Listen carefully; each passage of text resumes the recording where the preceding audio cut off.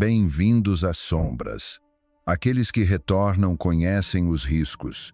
Aqueles que chegam pela primeira vez, em breve entenderão. O relato desta noite chegou até mim através de palavras trêmulas, escritas por mãos que pareciam temer o próprio testemunho que registravam. Como de costume, preservei a essência perturbadora da narrativa, mantendo intacto o horror que ela carrega, enquanto protejo a identidade de quem ousou compartilhar sua experiência com as forças que habitam além do véu da compreensão humana. Os nomes foram alterados, não por descrença, mas por proteção. Quanto à veracidade do que estão prestes a ouvir, não me cabe julgar. A escuridão assume muitas formas, e algumas verdades são mais fáceis de negar do que enfrentar. Quantos de vocês já dirigiram de madrugada por São Paulo? Já sentiram aquele arrepio quando passam por um túnel escuro, principalmente sozinhos? Pois bem, a história que vou contar hoje aconteceu com um motorista de aplicativo que, por necessidade, foi obrigado a enfrentar seus piores medos para sustentar a família. Meu nome é Marcos, tenho 34 anos, e há 2 anos minha vida virou de cabeça para baixo. Trabalhei 15 anos como soldador numa metalúrgica no ABC, tinha uma vida estável, casa própria, família, até que a crise chegou. A fábrica fechou, me mandaram embora junto com mais 300 caras, e de uma hora para outra me vi sem chão. O divórcio veio logo depois. Não é fácil manter um casamento quando o homem não consegue mais sustentar a casa, sabe? Minha ex-esposa, a Cláudia, ela não aguentou a pressão. Hoje moro num apartamento de 2 cômodos na periferia de São Bernardo e pago pensão para minhas 2 filhas, a Letícia, de 12 anos, e a Giovana, de 8. Foi então que descobri os aplicativos de transporte. Com o pouco que tinha na rescisão, comprei um Corsa 2010 branco, financiado em 48 vezes. Pensei, pelo menos vou ter meu trabalho de volta. Que inocência minha. No começo até dava para se virar. Acordava às 5 da manhã, pegava o horário do rush, trabalhava até umas 11 da noite. Mas o dinheiro nunca era suficiente. Depois de pagar combustível, prestação do carro, seguro, manutenção, sobrava quase nada, e a pensão das meninas atrasando todo o mês. Foi numa dessas que conheci o Robson, outro motorista que trabalhava há mais tempo que eu. Estávamos numa fila de espera no aeroporto, quando ele me disse uma coisa que mudaria minha vida. Marcos, você tá fazendo tudo errado, cara. O dinheiro mesmo tá na madrugada. Pessoal da balada, executivos voltando tarde do trabalho, galera que perde o último metrô, eles pagam corrida premium sem reclamar. Perguntei onde eram essas corridas, e ele baixou a voz. Zona Sul, cara. Vila Madalena, Itaim, esses lugares. Só que tem um probleminha. Às vezes você vai ter que passar pelos túneis da Marginal, principalmente aquele da cidade universitária. O pessoal fala umas coisas estranhas sobre lá, mas é besteira. Eu mesmo nunca vi nada.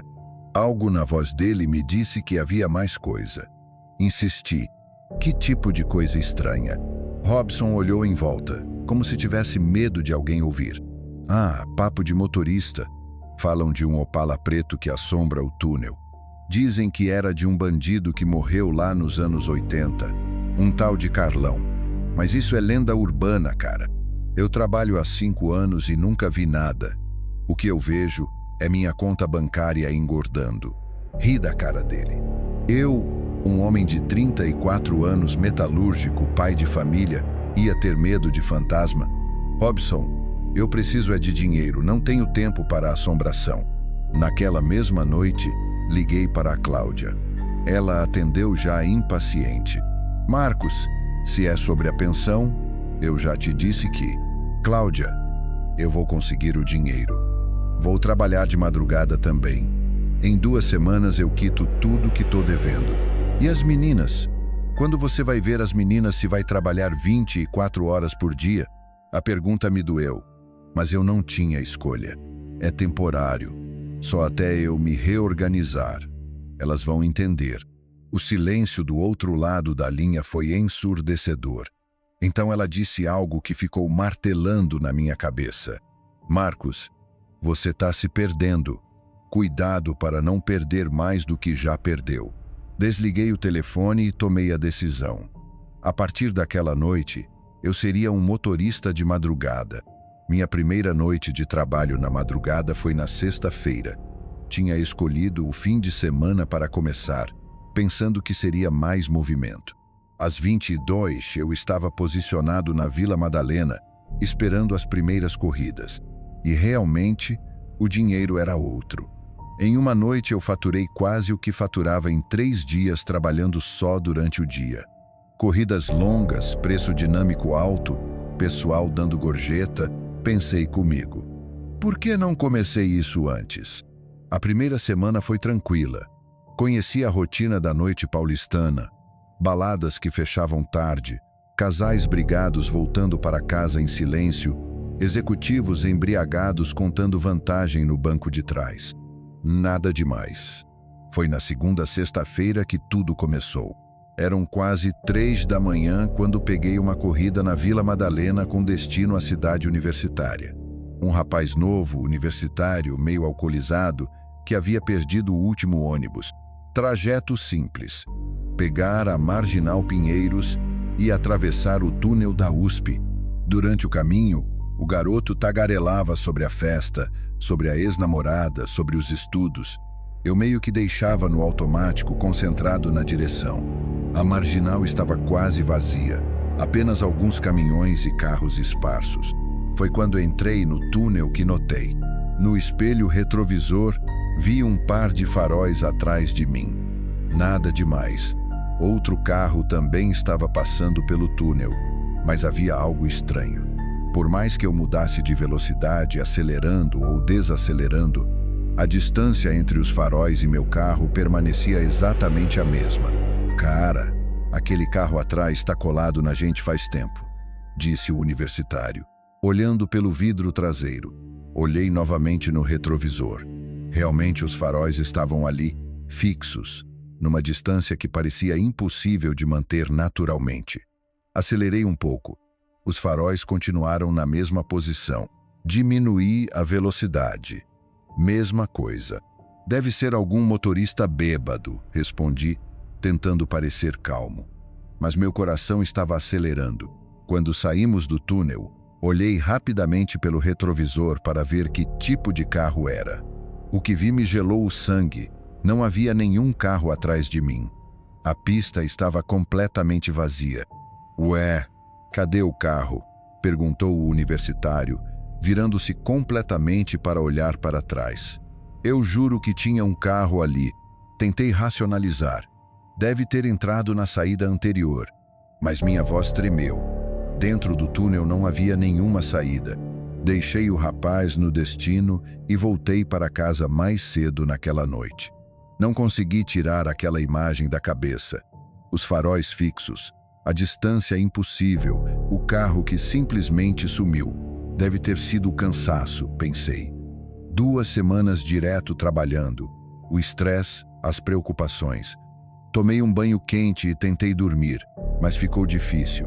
Tentei evitar o túnel nos dias seguintes, mas parecia que o algoritmo do aplicativo estava conspirado contra mim. Toda corrida boa, toda corrida que pagava bem, tinha destino que me obrigava a passar por lá. Era como se estivesse sendo forçado a voltar àquele lugar. Na terça-feira, quase 1h da manhã, não tive escolha. Uma executiva que havia perdido o último voo queria ir do aeroporto de Congonhas até a Zona Oeste. O aplicativo traçou a rota. Marginal Pinheiros, túnel da cidade universitária.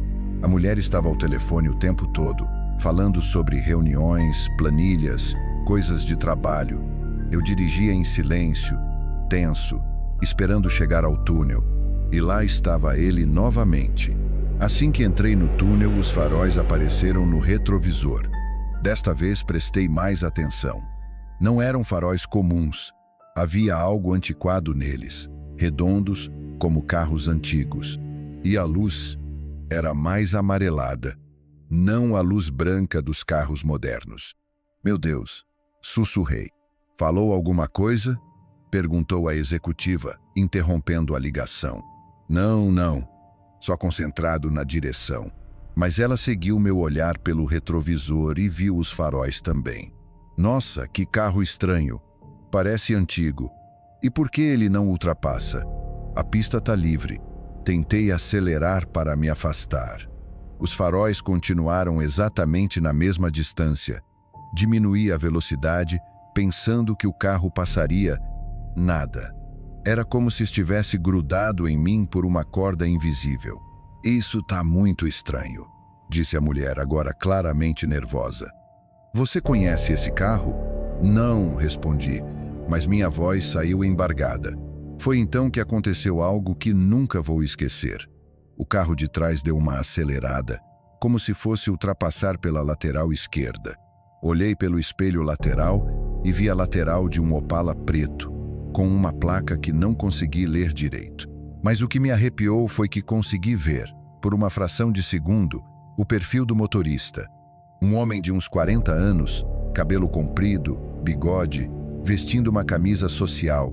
Ele olhou diretamente para mim, e seus olhos eram vazios, completamente vazios. Jesus Cristo, gritou a executiva. Você viu? O carro sumiu. Olhei novamente. O Opala havia simplesmente desaparecido. Não estava na pista. Não tinha saído em lugar nenhum. Tinha sumido como fumaça. A mulher estava em pânico. Para o carro agora. Eu desço aqui. Senhora, calma. Estamos na marginal. Não tem como parar aqui. Eu disse para parar o carro. Consegui chegar ao acostamento. Ela saiu correndo, cancelou a corrida e chamou outro Uber. Me deixou sozinho no meio da madrugada com o coração batendo a 1000. Peguei o celular e pesquisei. Acidente túnel Cidade Universitária Opala preto. O que encontrei me fez tremer. A matéria era de 1987, do arquivo do jornal O Estado de S. Paulo. Bandido morre em perseguição policial no túnel da USP. O Biratã Carlos de Jesus Chaves, conhecido como Carlão, de 42 anos, morreu na madrugada desta terça-feira após perseguição policial que terminou em acidente no túnel da cidade universitária. O criminoso, que utilizava um Chevrolet Opala preto para suas fugas, perdeu o controle do veículo após ser atingido por disparos policiais. Carlão era procurado por uma série de assaltos na zona sul de São Paulo. Havia mais detalhes. Carlão usava o túnel como rota de fuga há anos, conhecia cada curva, cada saída.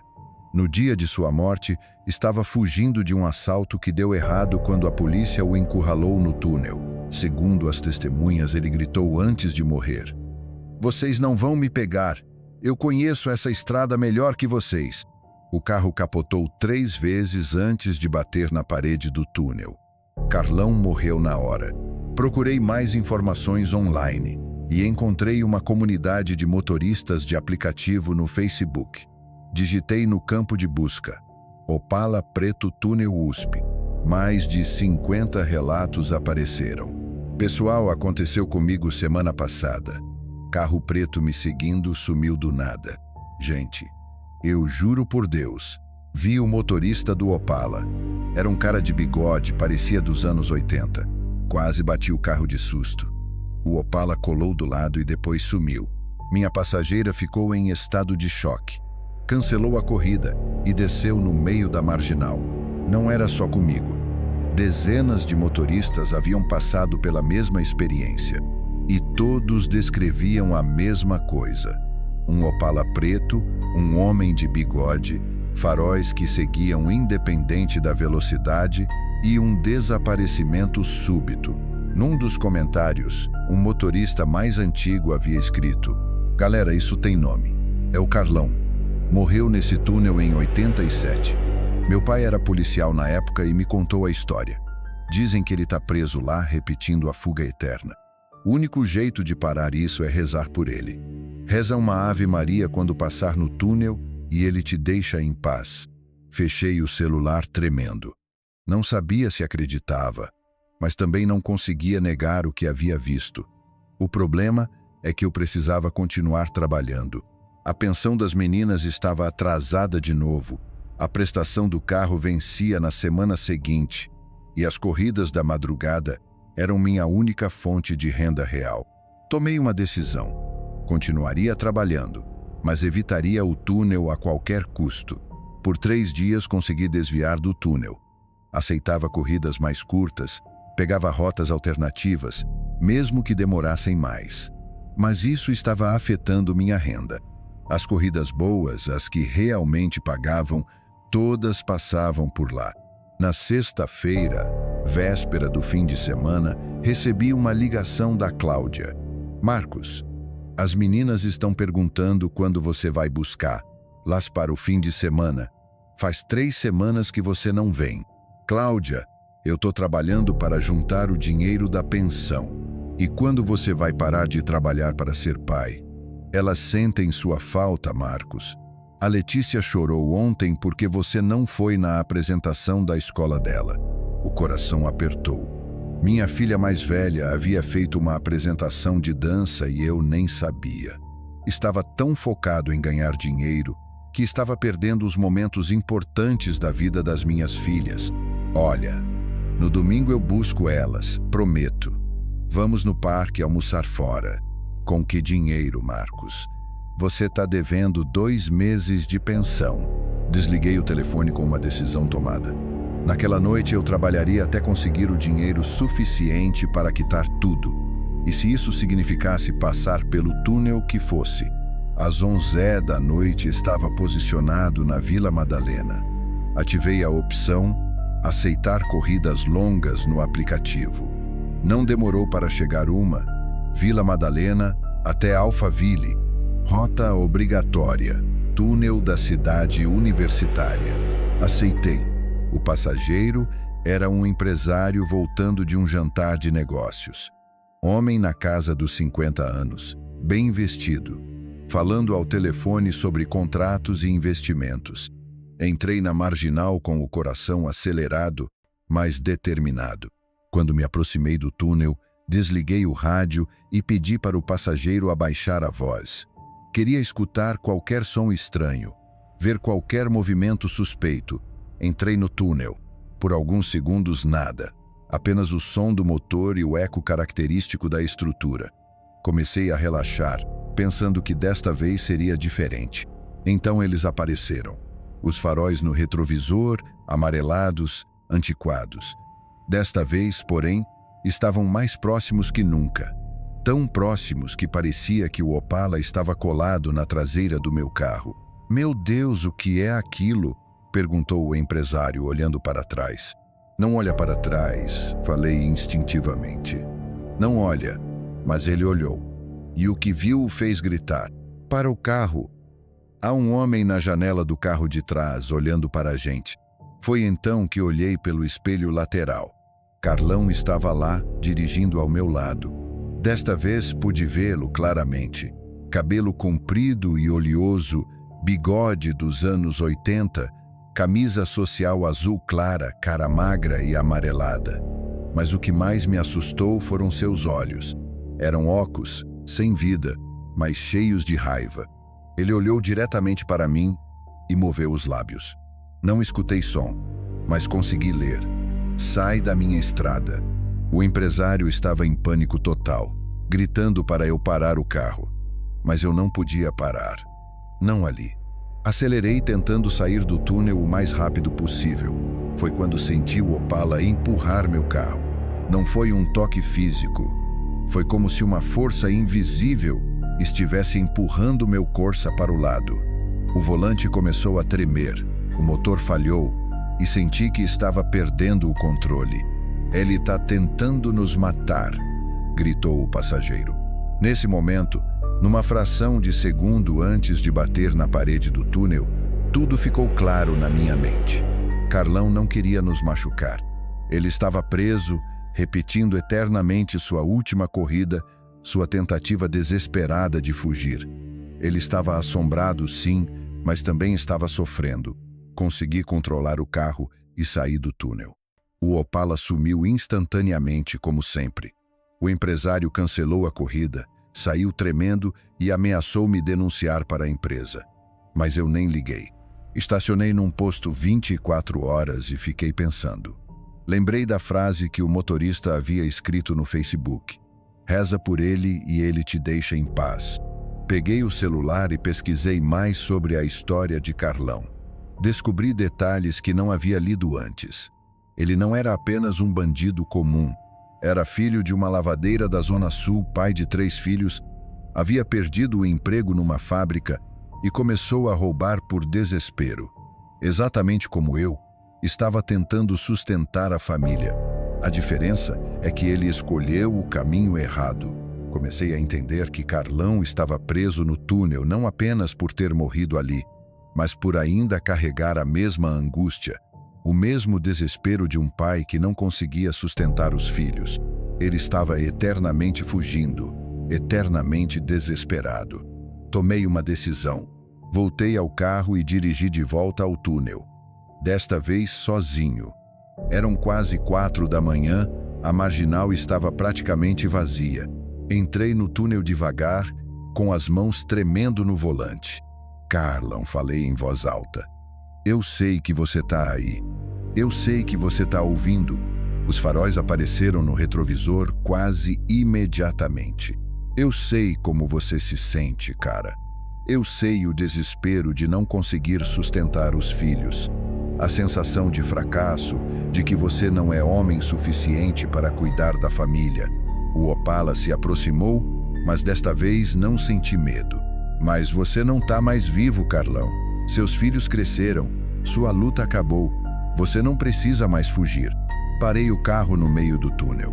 O Opala parou ao meu lado. Olhei pela janela lateral e vi Carlão me encarando. Desta vez, seus olhos não estavam vazios. Estavam tristes. Descansa, cara. Sua corrida acabou. Você pode ir em paz. Fechei os olhos e rezei. Rezei por Carlão, pelos filhos dele, pela família que ele deixou. Rezei por todos os pais desesperados que fazem escolhas erradas tentando cuidar de quem amam. Quando abri os olhos, o Opala ainda estava lá. Mas Carlão sorriu. Foi um sorriso triste, mas de alívio. Ele acenou para mim como um agradecimento. Depois disso, o carro sumiu. Não desapareceu gradualmente. Sumiu de uma vez, como se nunca tivesse existido. Senti uma paz imensa tomar conta do túnel. O ar ficou mais leve, o eco menos sombrio. Carlão tinha ido embora. Isso aconteceu há 6 meses. Desde então, passo pelo túnel da cidade universitária quase toda noite. Nunca mais vi o Opala preto. Nunca mais senti aquela presença desesperada. Outros motoristas me procuram quando descobrem que fui eu quem libertou o Carlão. Conto a história, ensino a oração, explico que às vezes ajudar os mortos também ajuda os vivos. Consegui quitar a pensão das meninas e agora elas passam todos os fins de semana comigo. A Letícia me perdoou por ter perdido a apresentação. E a Giovana diz que eu sou o pai mais corajoso do mundo por ter conversado com um fantasma. Continuo trabalhando de madrugada, mas agora é diferente.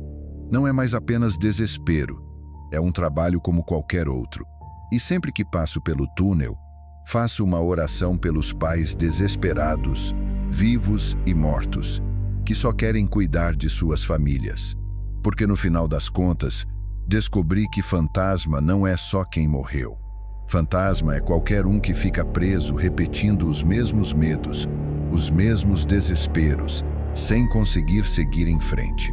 E às vezes, tudo o que precisamos é de alguém que entenda nossa dor e nos dê permissão para descansar. E da próxima vez que estiverem dirigindo sozinhos pela madrugada e virem um par de faróis no retrovisor, lembrem-se desta história. E se for o caso, rezem pelos mortos. Eles também precisam de paz.